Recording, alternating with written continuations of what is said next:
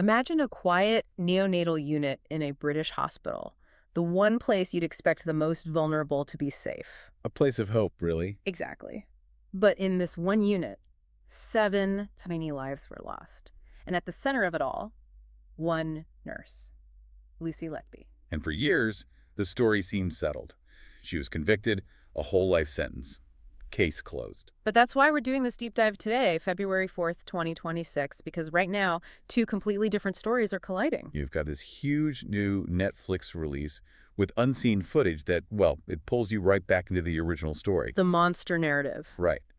But at the exact same time, a shocking new report from international experts is challenging the entire verdict. So if you're watching the emotional footage today, what we're going to do is focus on that conflict, on the friction between what you're seeing on screen and what's now emerging from these new medical reviews. It's a huge dissonance. Let's start with the timeline, because where we are today is it's essentially a collision point. On one track, you have the established history. The one we all know. Lucy Letby, the nurse in the neonatal unit, serving a whole life order for the murder of 7 infants. That narrative is just, cemented in the public mind. Oh, absolutely. It's the status quo. If you asked anyone on the street yesterday who Lucy Letby was, they'd say she's the UK's most notorious child killer since Myra Hindley. That's the cultural shorthand for it, isn't it? It is. The legal system locked the door and, well, threw away the key. But then you have this second track, which is what we're really getting into today. Because just as the media machine is revving up again with this Netflix release, the actual foundation of the conviction, the science itself, is starting to crack. And we're not just talking about a standard miscarriage of justice appeal here. This is, it feels like a total reality split. You have a court that said murder, and now you have a panel of 14 international experts saying Natural causes. Natural causes. It's just staggering. It is. It's a massive dissonance. Usually, appeals are about legal technicalities.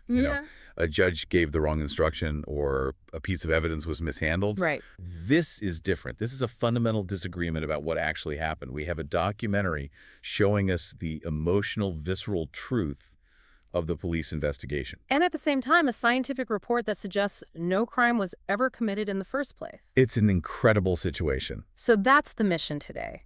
We aren't here to relitigate the 2023 trial, and we're not here to declare innocence or guilt. No, not at all. We just need to understand how these two totally contradictory narratives, monster versus scapegoat, can exist at the exact same time with the same set of facts. Because if the monster narrative is wrong, the implications for the justice system are, frankly, terrifying. And if the scapegoat narrative is wrong, the implications for medical safety might be even worse. Yeah, that's the other side of it. Okay, so let's start with the big thing, the noise. If you're checking your phone today, you're seeing it.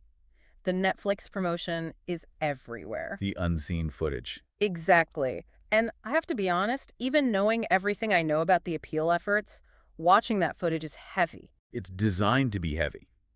That's the power of the medium, isn't it? What exactly have they released? It's the arrest videos, the interrogation tapes. We've read the transcripts before, but this is the first time we're seeing the audio and video. So you actually see her. You see her tearful denials, you see the police moving in. It's incredibly visceral. And the source material makes a really good point that for the families of the victims, this isn't just content. No, it's a reopening of a wound, a reignition of grief. And that's the narrative tension our source highlights. Visuals, they kind of bypass our critical thinking. They go straight for the gut. When you see someone in an interrogation room, your brain instantly codes it as a crime drama. You start looking for the tiny thing. The micro-expressions, right. Yes, you're analyzing her tears. Are they real? Are they manipulative? You're playing detective on a human being, not on a set of facts. It just anchors that monster mythos, doesn't it? It makes this abstract idea of a killer tangible. You can see her. Precisely. And that's the real danger of consuming this case through a documentary lens right now. The camera focuses on the individual, on Lucy Letby. It frames the whole tragedy as a character study. Yes. Is she evil? But while the camera is zoomed in on her face, it's completely missing the entire background environment. And that background, Well, that's where the science is currently screaming fire. Which brings us to the hard pivot. Because while everyone is analyzing her crying on Netflix, the source details this huge development from the medical side. No new charges after fresh evidence reviews. Right, but that headline totally buries the lead. The real story is this panel of 14 international medical experts. And we need to pause on who these people are for a second. This isn't a defense team hiring some guy to say what they want him to say. No. This is an international panel. That really matters because they're removed from the immediate pressure of the NHS, of the British legal system. They're looking at it fresh. And their finding is so blunt. No proof of deliberate harm. Let's just unpack that for a moment. No proof of deliberate harm doesn't just mean we aren't sure it was Lucy. Right. It means we aren't sure it was murder at all. Okay, but let me play devil's advocate here. The jury sat through months of evidence. They saw the insulin levels, they saw the evidence about air embolisms, they saw the shift charts placing her at the scene every single time. Of course. How can 14 people looking at files years later just wave all of that away? Are they saying the jury was just, I don't know, hallucinating? No, and this is where the friction between law and science gets really, really interesting. A jury looks at a narrative. The prosecution tells a story. A story that makes sense. Exactly. Yeah. Babies died, she was there, here's some weird test results, so it must be her. It's a pattern recognition exercise. But these experts are looking at the raw clinical data without that narrative overlay. So, for example, the insulin. That was the big one, the smoking gun, right? 2 babies supposedly poisoned with insulin. In a legal setting, yes. That evidence was presented as definitive proof of malice. But the medical review panel is arguing that the interpretation of those blood tests was flawed. Flawed how? They're suggesting that in a very complex failing neonatal unit, there are other explanations for those readings, or even that the testing method itself wasn't robust enough to support a murder charge. So they're moving the needle from impossible to happen naturally to Unlikely, but medically possible in a chaotic system. It's a huge distinction. So they're effectively saying the crime scene might just be a tragedy scene. Exactly. They attribute the deaths to natural causes and hospital failures. Now, to a regular person, hospital failure sounds like a euphemism. It sounds like someone forgot to fill out a form. Right. But in a neonatal unit, hospital failure is a biological weapon. This is what I want to dig into. The source says the Thirlwall inquiry is exposing systemic breakdowns. I feel like our eyes kind of glaze over at a phrase like that. That sounds like jargon. It does.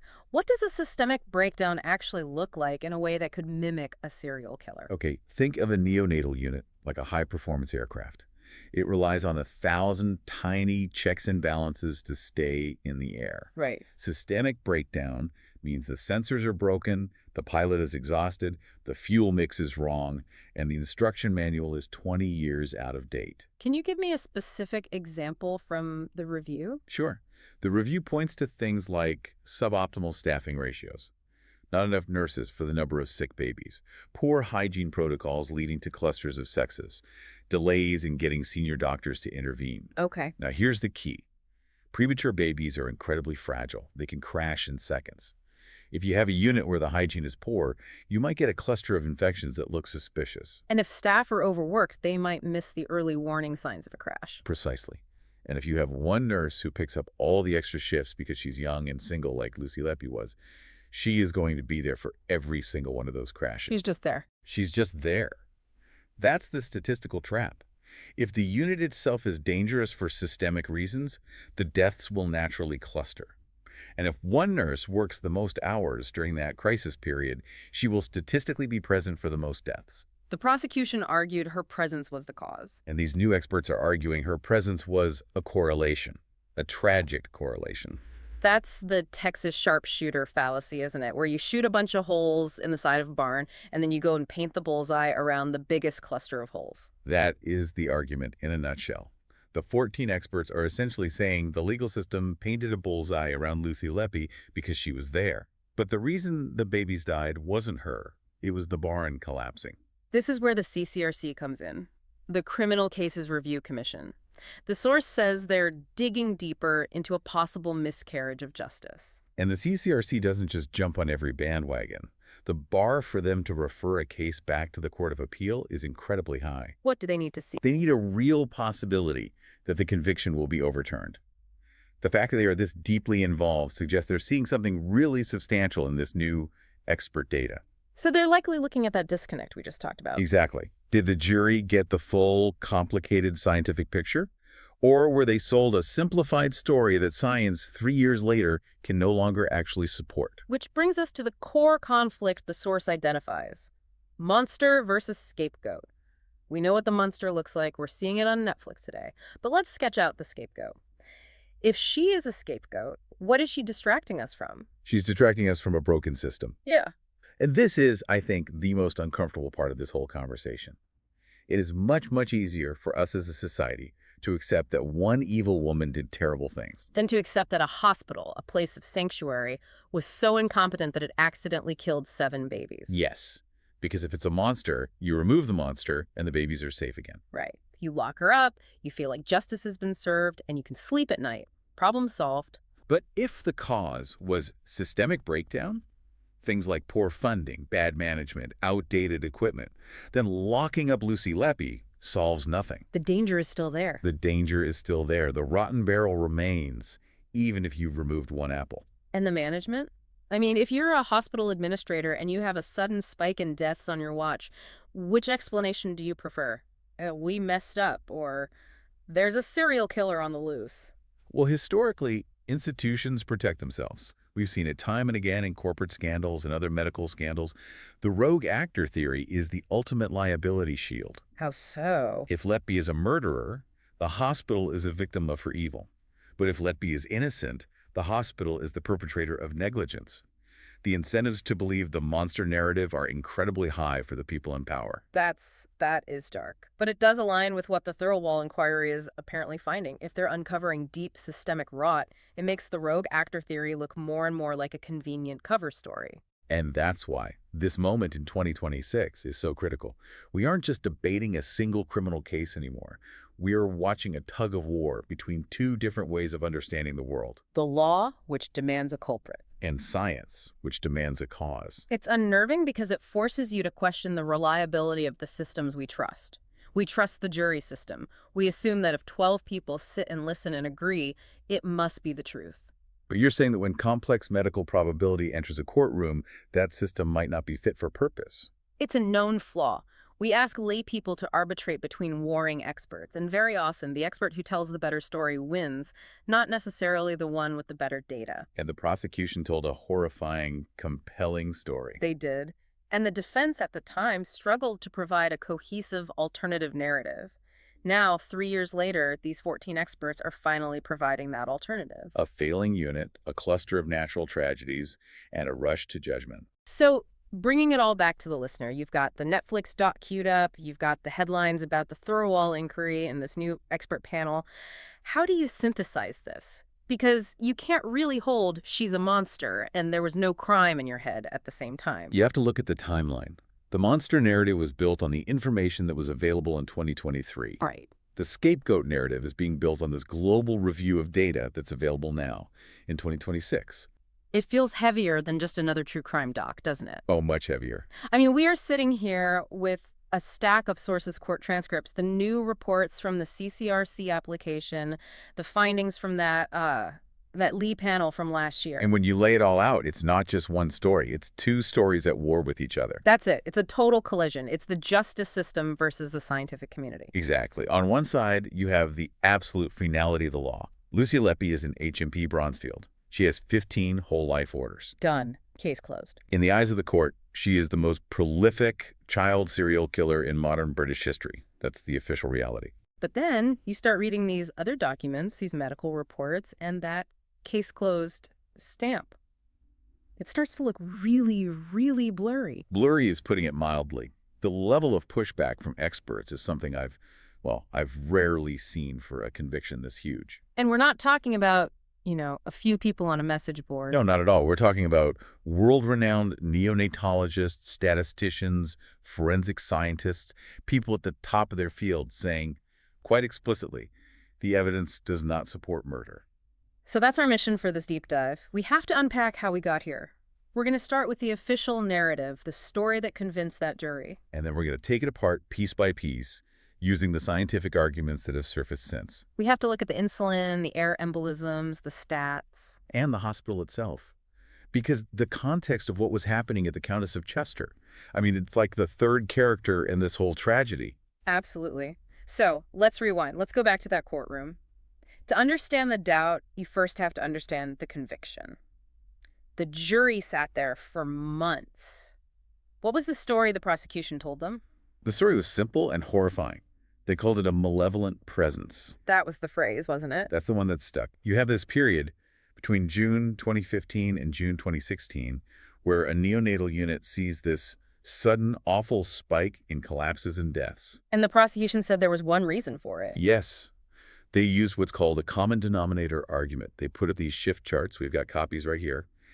And every time a baby collapsed, There was Lucy Letby. her name was there. Yeah. Every single time. And I have to say, as a juror, that's so powerful. You see the chart, you see the X's lying up next to her name, and your brain just connects the dots. It's almost impossible to ignore. And once they established her presence, they had to give her a method. All right, how does she do it? This is where the medical anomalies came in. They argued she was weaponizing her tools, that she injected air into babies' bloodstreams, that she overfed them, And the insulin. and in two key cases that she poisoned them with insulin. And then on top of all of that, you have the emotional bombshell, the notes. The confession notes, Yeah. yeah. The police raid her home. They find these scribbled Post-it notes. And the one everyone remembers. I am evil. I did this. I mean, when you put that all together, Hmm. the chart, the alleged methods, and a handwritten note saying, I did this, it's a very difficult case to argue against. The jury couldn't see past it. They couldn't. Justice Goss called it a cruel, calculated, and cynical campaign. And legally, that has been locked down tight.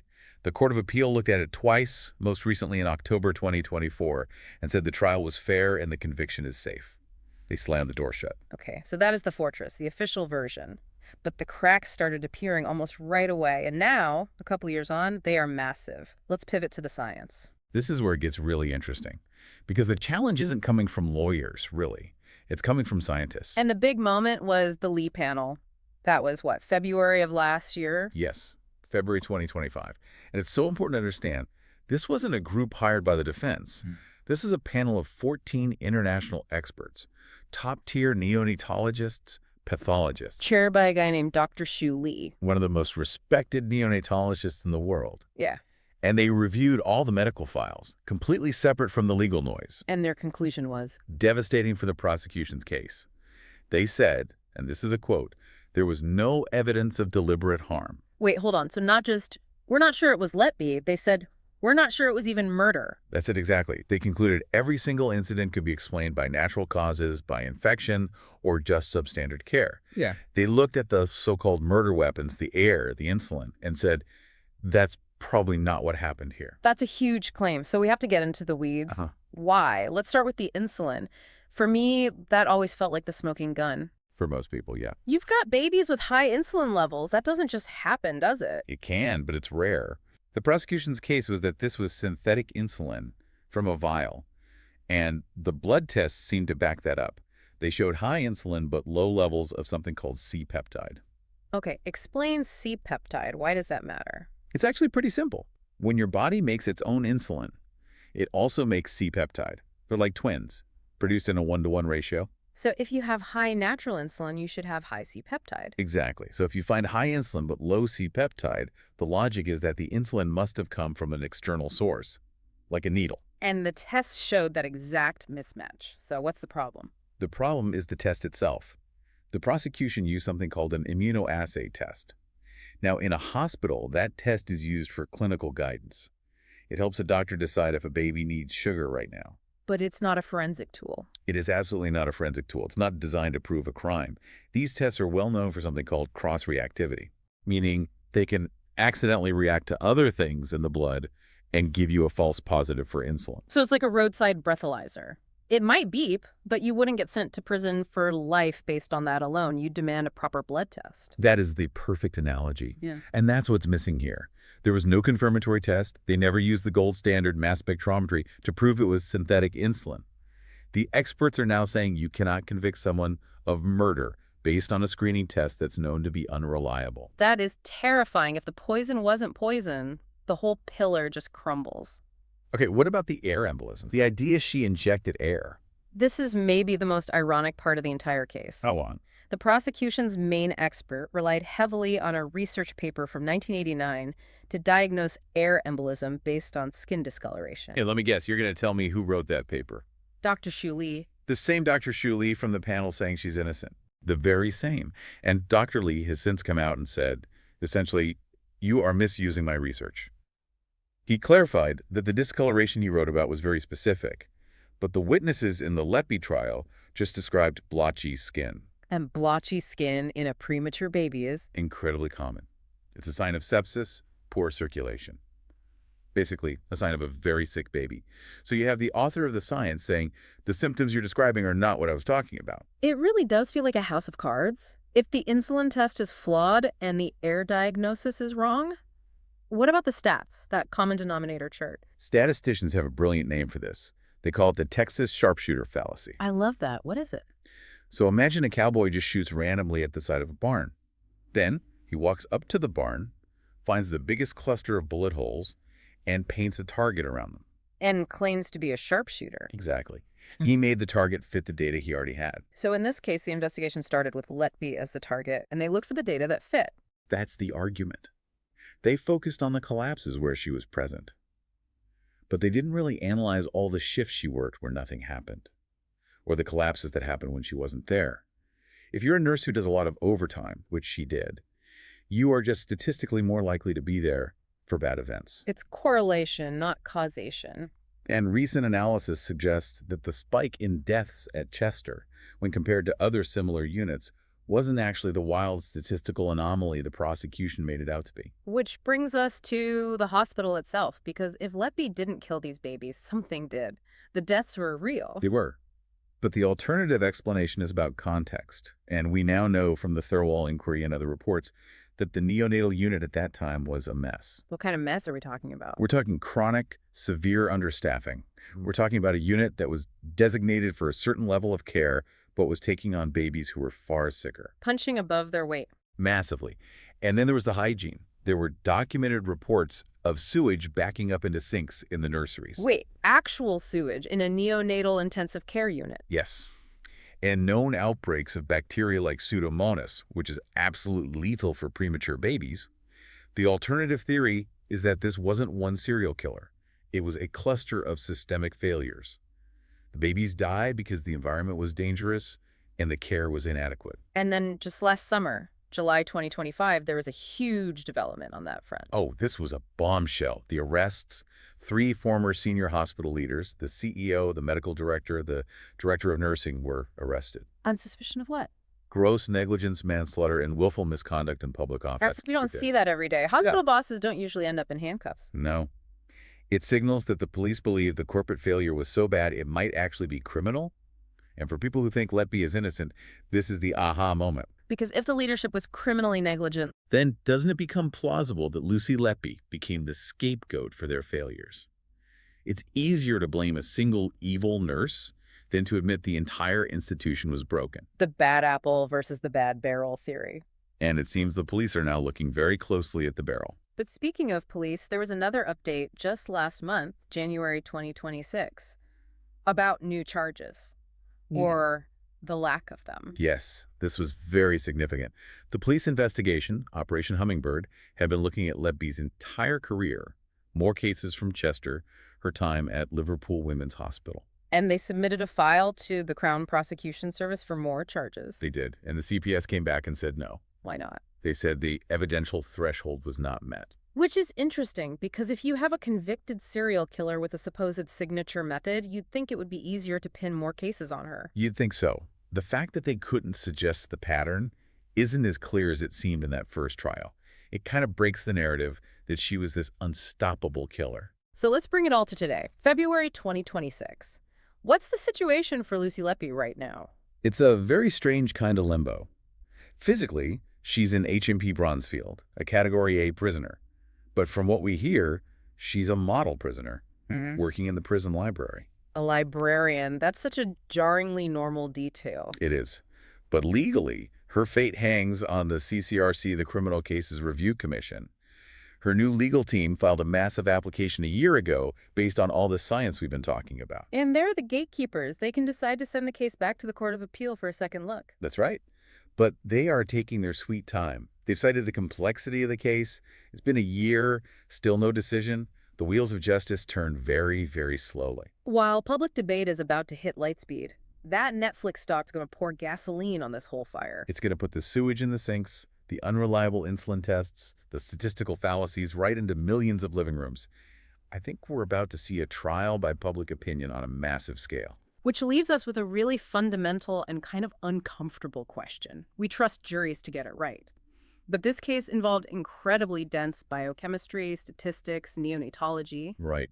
What happens when the science is just too complex for a layperson to properly scrutinize? Did the jury convict on hard evidence, or did they convict on a story? The story of the evil nurse is simple. It's terrifying, but it's easy to grasp. But the story of immunoassay cross-reactivity and the Texas sharpshooter fallacy, that's a much harder story to tell a jury. And when the simple story is that powerful, it can just bulldoze the complex data. It's worth remembering that.